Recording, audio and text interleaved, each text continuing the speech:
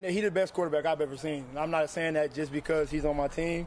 When we played him in Green Bay, I was just seeing his mechanics and everything. I'm like, everything like that. I'm like, bro, he really elite, But obviously our pass rush stepped up a lot when we played the Packers, so that changed a lot. But just being able to see him, like I seen the first throw of 2 minutes, it's like he could just see something in his periphery. He look at it like I want to say like a robot, but in a good way. Like if he sees something, like it could be in his periphery, he looking at it like he see everything on the field. You know what I'm saying? And he's just so smart, especially in like those type of 2 minute drills and stuff like that. When it comes to knowing situations and stuff like that, man, he's elite. Oof. All right, that's Sauce Gardner. Yeah. That's Sauce Gardner, Manti. Right. Talk to us. That's Jets cornerback Sauce Gardner talking about future Hall of Famer Aaron Rodgers. I had the privilege of playing against Rodgers and other quarterbacks in my career, and I have come to the conclusion that out of all the quarterbacks out there, there are 3 types of quarterbacks that give defenses the most problems. I present the armed forces. Ooh. The first are the option quarterbacks. I like to call them the Navy SEALs because just like the Navy SEALs can beat you by land or by sea, these quarterbacks can beat you through the air and on their feet. Now, when you play these types of quarterbacks, you have to ask yourself a question. Which option do I not want to beat me? Early in my career, I played against RG3 when he was in Washington. Later in my career, I got to play against a young Lamar Jackson. I think it's obvious who we weren't going to allow to beat us. In Lamar's case, they just happened to sign one of the most dominant running backs of our time in Derrick Henry. So if you take away Lamar, you got to deal with Henry. But wait, defensively, we still have an answer for that. I can bring a safety into the box to help against both scenarios. But remember, I named them the SEALs for a reason because these quarterbacks won't only hurt you with their feet, but they can hurt you through the air. And Lamar Jackson has one of the league's best tight ends in Mark Andrews and a young dynamic player in Zay Flowers, a.k.a. the human joystick, catching the ball for him. So now is the question still, which option will I take away? Or is it more pick your poison? You tell me. Ooh, Manti. Were you fearful of going against RG3? Is that how he made you feel? So with RG3, RG3 didn't have a Derrick Henry. And so our game plan that whole game was I'm going to go straight for RG3. Yep. I'm going to make the Washington at that time Redskins. Yep. I'm going to make them change this play. Yeah. Because we just kept attacking him and attacking him and attacking him. With Lamar and Jaden Daniels coming up, it's hard. What are you going to do? Pick your poison. All right. What do we got next? The second group are the snipers. Now, these quarterbacks are the ones that have pinpoint accuracy when they release the ball. Now, the type of accuracy I'm referring to is not the type where they'll throw the ball and hit you right between the eyes. The type of accuracy I'm referring to is their ability to throw the ball in spaces their receivers aren't even in yet. The ability to throw a 15-yard comeback to a receiver that's still 8 yards into his route, running down the sideline. It's the ability to throw the ball to their tight end, running down the middle of the field on a Mike linebacker in Tampa 2, and the ball go right over the defender's helmet where only their tight end can catch the ball without any possibilities of deflection. I had the blessing of playing with one of the greatest to ever do it. Automatic first ballot Hall of Famer Drew Brees. I see the same qualities in Tua. Their ability to know how much speed, how much lift, how much touch to put on the ball so that the ball hits their target. Bullseye. Wow. Whoa. You know what's funny, Manti?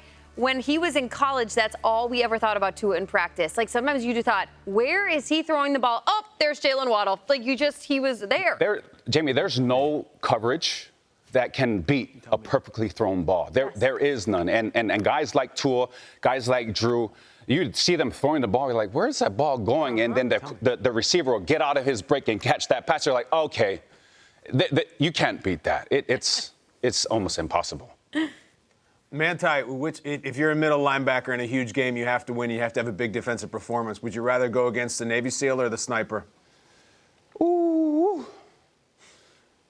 I'd rather go against the guy that's none of them and find a way to get the Navy SEAL or the sniper out of the game and to stick in the reserve guy, the guy that's just got into the Marine Corps. Just stick him in there. Like, that's the guy I'd rather go against. Honestly, new recruit. I don't want to go against any of them, but if I had to, I'd try to figure out how to get the sniper out of there. You know, it's just like tactics, war tactics. Let's get the sniper, eliminate the sniper, and then we can deal with everybody else. All right, who do we got next, Manti? Okay, now the last group is the deadliest of them all. Uh-oh. There aren't a lot of them around anymore, but these guys I call the field generals. This is a dying breed, but when I played, they were everywhere.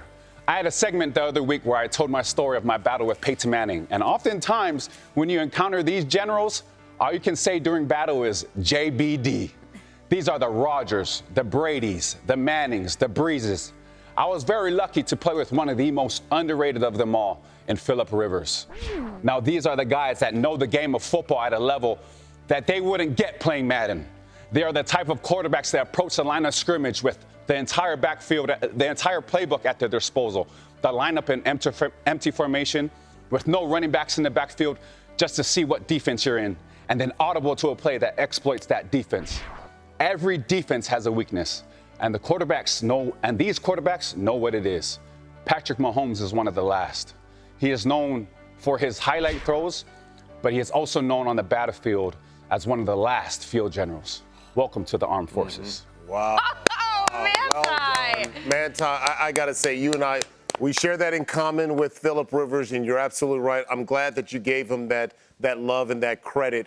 But it is like a chess game. You know that. Like, has there been a time where you're going in a chess match with the quarterback and you're going back and forth, back and forth, back and forth? Because they're making the adjustments. Well, we saw it last week when I talked about Peyton. But, you know, talking about Philip Rivers, Philip was one of those quarterbacks that in practice, I would try to bluff blitzes. I would try to act like I'm blitzing. But Philip was one of those quarterbacks where he just knew based on the coverage what was behind me. He would tell me, Manti, you're not blitzing, back up. In the middle of practice, and I'm like, man, screw you, Philip, you know? And so these field generals understand, like, where things are supposed to be, how they're supposed to look. And when something is out of place, they know why it's out of place, and they'll just audible. I've never seen quarterbacks nowadays do what Philip used to do and Peyton, you know, used to do, where they used to come out in empty formation there to say, okay, who's on my running back all the way out there? Right. Is it a linebacker? Okay, they're in some sort of man coverage. What kind of man coverage are they in? Oh, is it a corner that's on my running back? Okay, they're in a zone. What type of zone are they in? And then they'll start to motion people, move people around, move Keenan Allen somewhere, bring all of these guys around where it's like, as a defender, you're like, how do I stop you? Yeah, you know what I love about the comparison between, you know, Patrick Mahomes and Philip Rivers? A lot of people see all the flash of Patrick Mahomes and they forget that he is like one of those real type of field generals. We were talking about comparison earlier. Basketball comparison, it'd be Jason Kidd and Patrick Mahomes because he was the guy that was going to dish it, but he was the field general. He knew where everyone was. So I love the comparison of Rivers and Mahomes. Yeah, Mahomes, they're in 2022 when they played the Niners, Mahomes had a clip where he was so used to teams playing their safety so deep that he was like, these guys are playing shallow. They want me to throw the ball shallow. He's like, all right, cool. He goes back to the sideline. He tells his coach, they're running quarters. They're literally flat-footing me. Let's run a quarters beater. The very next series, he runs a 15-yard dig in front of the safety to make him draw up, and he hits MVS on the post in the back. And it's just those type of things as a defender, as a quarterback of the defense. I'm like, you little morning television, you bro. You know what I mean? So it's I really love those battles with those quarterbacks, and I miss them. I think that's the thing I miss the most about football.